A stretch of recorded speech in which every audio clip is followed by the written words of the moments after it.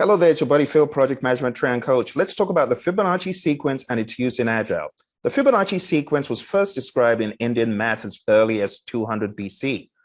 Named after the Italian mathematician, these numbers were based on the work of Leonardo of Pisa, later known as Fibonacci, who introduced the sequence to Western European mathematics in his 1202 book, Liber Abaci.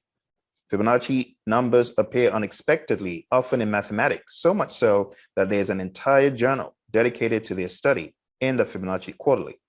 Applications of Fibonacci numbers include computer algorithms, graphs called Fibonacci cubes, used for interconnecting parallel and distributed systems. Let's talk about the history of Fibonacci a little bit more. So, as I said, he was an Italian mathematician, and he wrote a book. And in the book, he presented the following problem. A certain man put a pair of rabbits in a place surrounded on all sides by a wall. How many pairs of rabbits can be produced from that pair in a year if it is supposed that every month each pair begets a new pair, which from the second month on becomes productive? To estimate the answer, Fibonacci introduced an exponential sequence of numbers now known as the Fibonacci number or Fibonacci sequence. In the sequence, each number is the sum of the preceding two numbers. So we have 0, 1, 2, 3, 5, 8, 13, and 21. So if you add 0 plus 1, you get 1. If you add 1 plus 1, you get 2. If you add 1 plus 2, you get 3. 2 plus 3, 5. 3 plus 5, 8, so on and so forth. But why Fibonacci in Agile? First of all, as I said, it's found in many disciplines.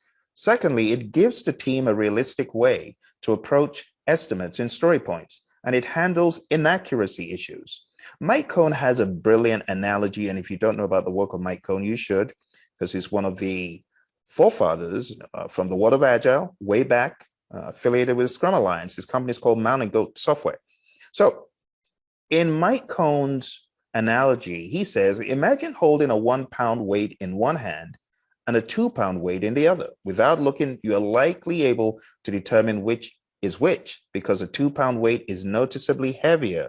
The 2 pound weight is 100% heavier than a 1 pound weight. If you were to hold a 20 pound weight and a 21 pound weight, it is harder to determine which is heavier because the difference between the weights is not that significant. The 21 pound weight is only 5% heavier.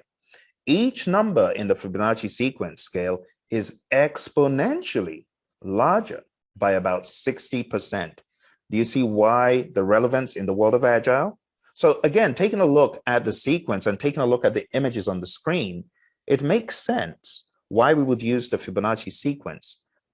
The main reason why we would use this is it is sufficiently precise and sufficiently broad all at once to cater to small teams and large teams. In fact, some teams take it a step up. Instead of just using the Fibonacci sequence for effort, they also use it in the world of risk. So let's talk about estimating using planning poker. In planning poker, each estimator has a deck of cards, and this deck of cards is based on the Fibonacci sequence. The team chooses a small story and assigns a value of 1 or 2 as a baseline.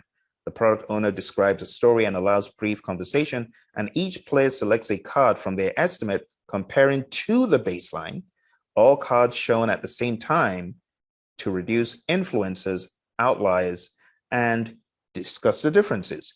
They re-estimate until convergence. The main thing is that the team wants to get to an understanding of the story well enough to make an estimate. And when we talk about the estimating, we're not looking for every single person to agree, but we're looking to understand the different perspectives. All right, so you could use the Fibonacci sequence, but as you'll see in this next image, some teams just use simple doubling, and they use 2s and 4s and 6s and so on. But really, the Fibonacci sequence is what we're discussing. Going back to our previous image, we can see how it exponentially grows. And it becomes very easy for teams to use this in the world of risk and in the world of effort.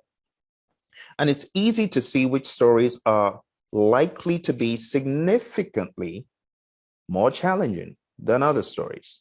And that's the Fibonacci sequence in a nutshell. If you are looking for project management training or coaching, go on down to our website, Praizion.com.